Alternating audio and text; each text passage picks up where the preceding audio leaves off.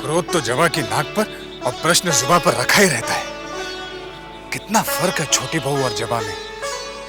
छोटी बहू जितनी शांत है, जबा उतनी ही अशांत, लेकिन सुंदरता में दोनों समान है।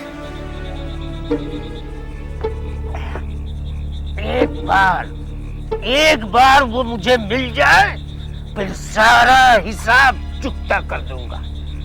साला, इसी की वजह से मेरी नौकरी गई, इसी की वजह से। हाँ, नहीं छोड़ूंगा, नहीं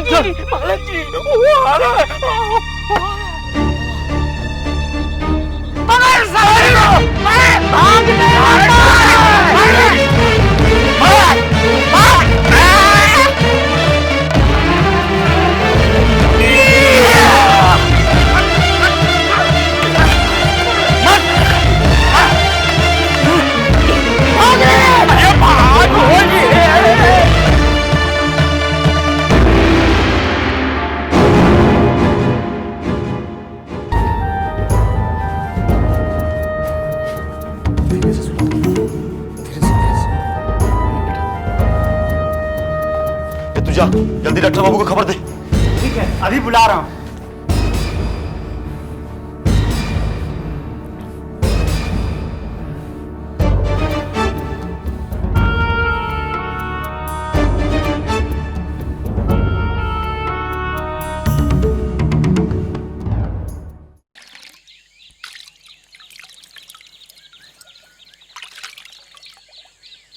कितनी बार हुआ रे? 61 बार हो गया बड़ी माँ। चल 3 बार और धुला। 62, 63, 64 हो गई पूरी 64 बार। बड़ी दीदी, आज फिर किससे छू गई? तेरी घोड़ी से। मेरी घोड़ी से? भला आपको अस्ताबल में जाने की क्या जरूरत पड़ गई? अरे वो घोड़ी नहीं, वो बेलगाम घोड़ी जो दिन भर हवेली में कुदती फिरती है। तेरी वो सिंधु छू गई मुझे। मेरे सामने ये हंसी मजाक मत किया कर मछली, हर बात पर बत्ती सी चमका देती है। संभल के जाइएगा दीदी, कहीं वो बेलगाम घोड़ी फिर से न छू जाए। अरे आपको होश आ गया? शिवनाथ, शिवनाथ दूध लेके आओ।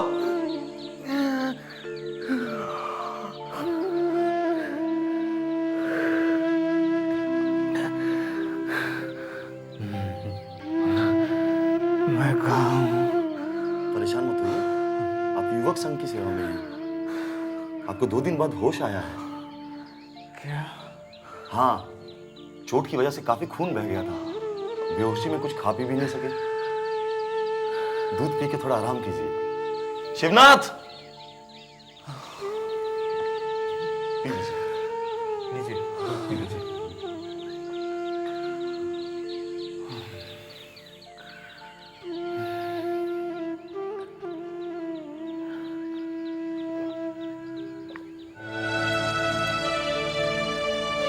पाठक बाबू,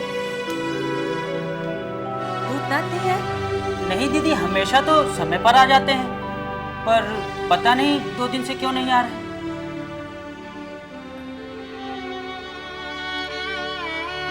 अच्छा, ठीक है।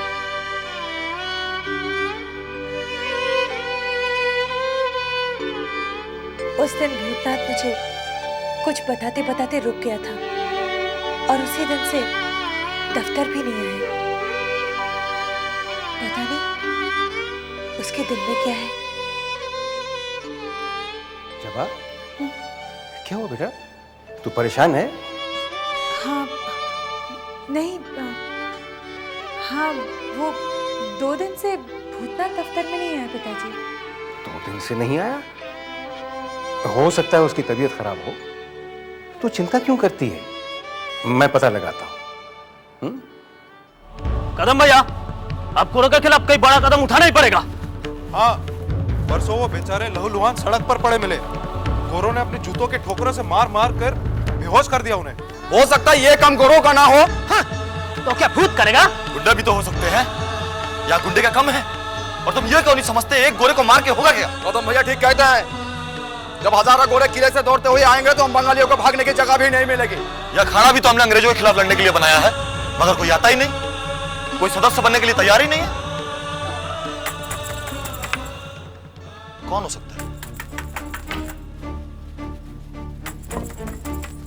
देखना निवारण कौन है?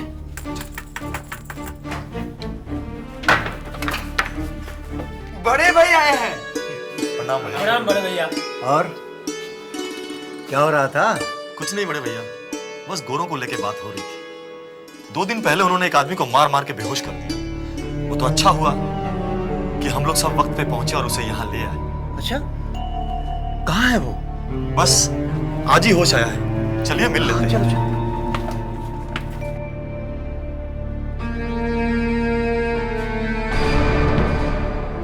भाई साहब आप?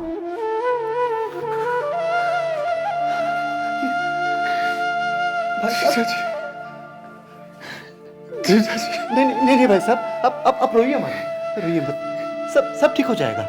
ये लोग आपका पूरा ख्याल रखेंगे। आप बिल्कुल सही जगह पे आ गए हैं। ये साले साहब हैं। ध्यान में आया, मैंने तुमको हवेली में देखा है। नहीं भाई साहब, नहीं, आप घबराइए मत, बिल्कुल चिंता मत करिए, ये लोग आपका पूरा ख्याल रखेंगे। और हाँ, जब तक आप ठीक नहीं हो जाते आप यहाँ से कहीं नहीं जाएंगे। भाई साहब,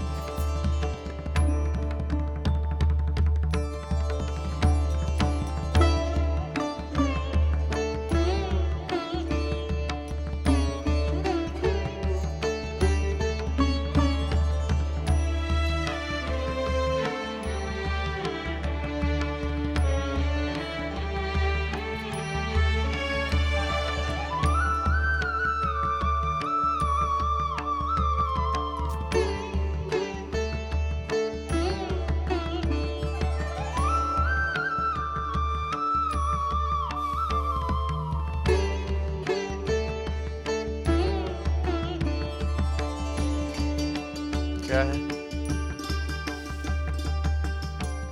कैसी लग रही हो?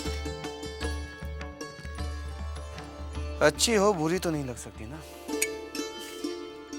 चलिए, तसल्ली हुई है जानकर कि आपके दिल पर भले ही किसी और का कब्जा है, मगर मैं आपके दिल के किसी कोने में बसती हूँ। हटो भाई, देरी हो रही है। छोटी बहू, ओफो, क्या बेहुदा हरकत है छोटी बहू। अच्छा नहीं लगा? हमें बिल्कुल अच्छा नहीं लगा। ओ, देखा तुम्हारी हरकत का नतीजा? हमारा कुर्ता खराब हो गया, हमें जान बाजार जाना है। लगा रहने दीजिए। आपने मुझे अपने दिल से अलग तो कर ही दिया है, कम से कम ये सिंदूर तो लगा रहने दीजिए। मुझे इतनी ही तसल्ली है कि भले ही मैं आपके दिल के करीब नहीं, मेरा सिंदूर तो है।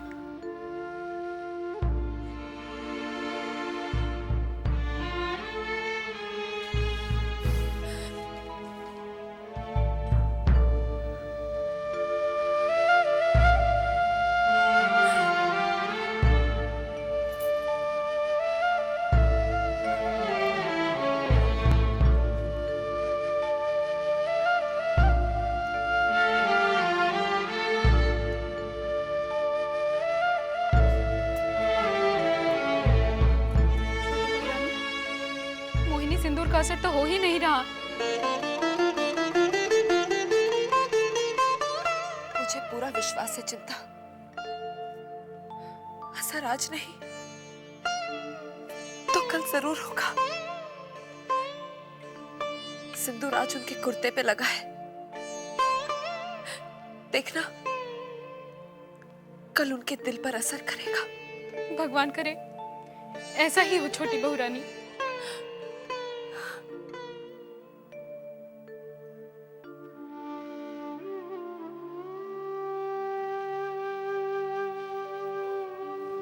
जबा,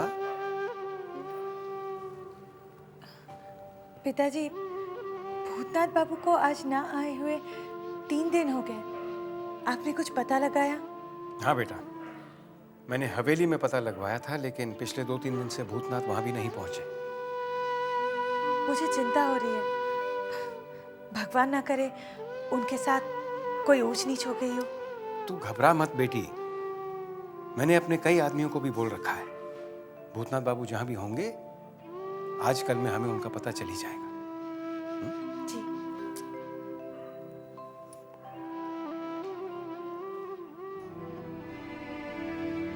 कहीं ऐसा तो नहीं मेरी सगाई की खबर सुनकर भूतनाथ का दिल टूट गया हो और वो गांव लौट गया हो? सरकार एक बहुत बुरी खबर लाया हूँ। मजले बाबू मर गए क्या? काश ऐसा हो सकता। जानते हैं आपको नीचा दिखाने के लिए उन्होंने क्या किया है?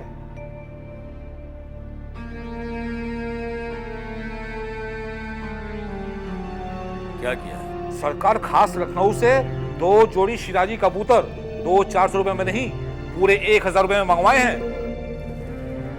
इसमें नीचा दिखाने की क्या बात है? तो हम भी मंगवाते हैं। सरकार आपने मंगवाए थे 500 रुपए के, 1000 के मंगवा के उन्होंने आपको नीचा दिखाया कि नहीं?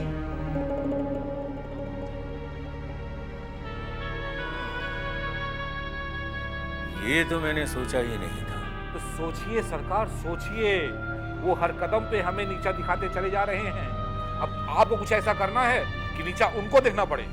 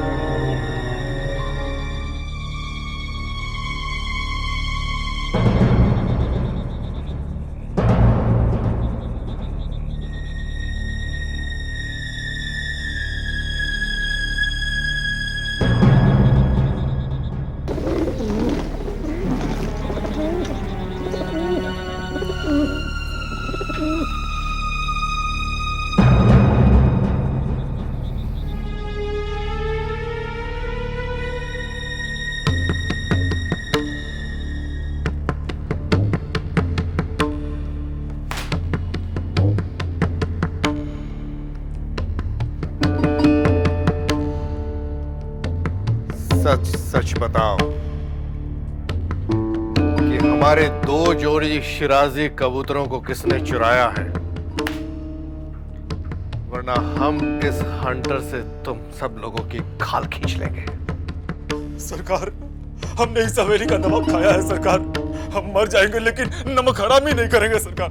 हुजूर, आप अन्नदाता है हुजूर, आप चाहे तो हमारी चमड़ी उधेड़ सकते हैं, मगर माई बाप हमारा विश्वास कीजिए, ये चोरी जैसा घिनौना काम हमने नहीं किया सरकार।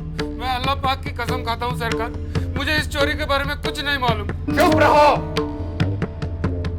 चोरी हवेली के किसी आदमी ने नहीं तो क्या बाहर वाले ने की है? हो सकता है सरकार। नहीं हो सकता। बाहर वाले की किसी की इतनी हिम्मत नहीं कि चोरी से चौधरी खानदान की हवेली की जोड़ी पे भी कदम रखे। विदु सरकार, फौरन दारोगा को बुलाओ और इस चोरी की रपट लिखाओ। जो हुक्म सरकार। दारोगा साहब। यस। चोर जल्द से जल्द पकड़ा जाना चाहिए। हमें अपने उन 4 शिराजी कबूतरों की उतनी चिंता नहीं है जितनी चिंता हमें अपने चौधरी खानदान की इज्जत की है। इस हवेली में पहली बार ऐसा हुआ है। आप बिल्कुल फिक्र न करें मजले बाबू, चोर बहुत जल्द कानून की गिरफ्त में होगा। वैसे आपको किसी पर शक है? शक की कोई गुंजाइश ही नहीं है दारोगा साहब। ये क्या कह रहे हैं आप? हाँ मछली बाबू, चोर का पता हमने लगा लिया। कौन है? छेनी दत्त। क्या? हाँ मछली बाबू, उसने रात अपने आदमी भेजकर कबूतर चोरी करवाए। साला छेनी दत्त वैसे तो हमसे जीत नहीं सका, इसलिए इन घटिया हरकतों पे उतर आया। दरोगा साहब, यस, इसके खिलाफ रिपोर्ट मैं लिखूंगा, लेकिन ये बताइए उनके खिलाफ कोई पुख्ता सबूत है? सबूत है दारोगा साहब। मजले बाबू के वो 4 शिराजी कबूतर जिन्हें छेनी दत्त ने चुरवाकर अपनी रखेल के यहाँ छुपा रखा। उनकी रखेल का पता बताइए।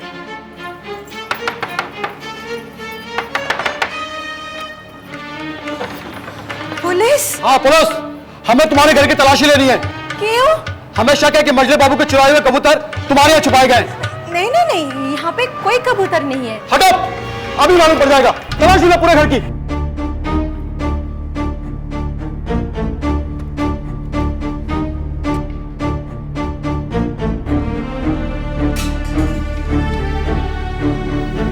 हुजूर, कबूतर कहीं नहीं मिली। मैं भी तो यही कह रही थी, यहाँ पे कबूतर नहीं है।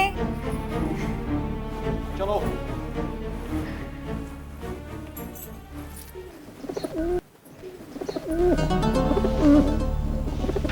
तो ये आवाज कबूतर की नहीं तो क्या मुर्गी की है? हाँ?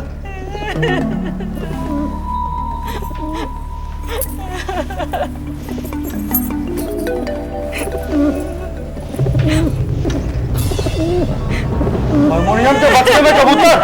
हाँ? चोरी के जुर्म में तुम्हें लंबी सजा मिलेगी। नहीं हुजूर, मैंने कोई चोरी नहीं किया। तो किसने चोरी की? बोल। वो छेनी दत्त ना मुझे उपहार में दिया था।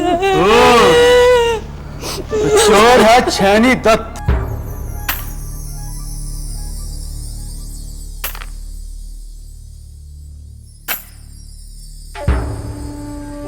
केस दबा दो। 1 2 3 4 5 6। केस अदालत तक पहुंचना चाहिए।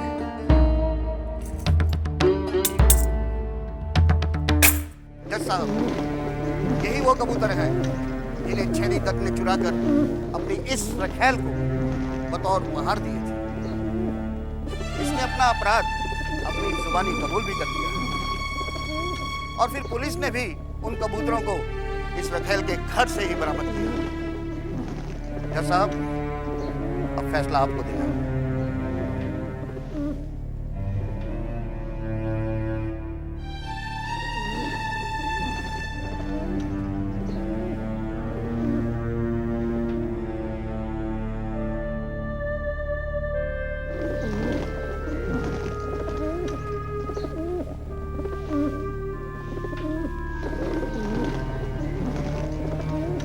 सारे सबूतों और गवाहों को मद्देनजर रखते हुए ये अदालत इस नतीजे पर पहुंची है कि वाकई एक कबूतर छेनी दत्त ने अपने आदमियों से चुरवाए। इसलिए ये अदालत छेनी दत्त पर 500 रुपया जुर्माना लगाती है, जो इन्हें अभी मजले बाबू को अदा करना पड़ेगा।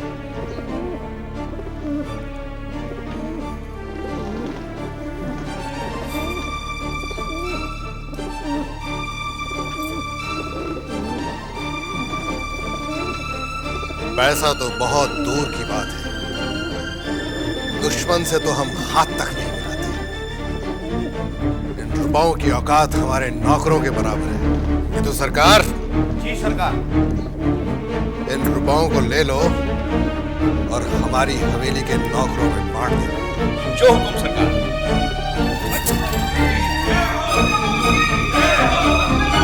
सरकार, आज तो सारी इज्जत, सारा मान सम्मान पानी में मिल गया।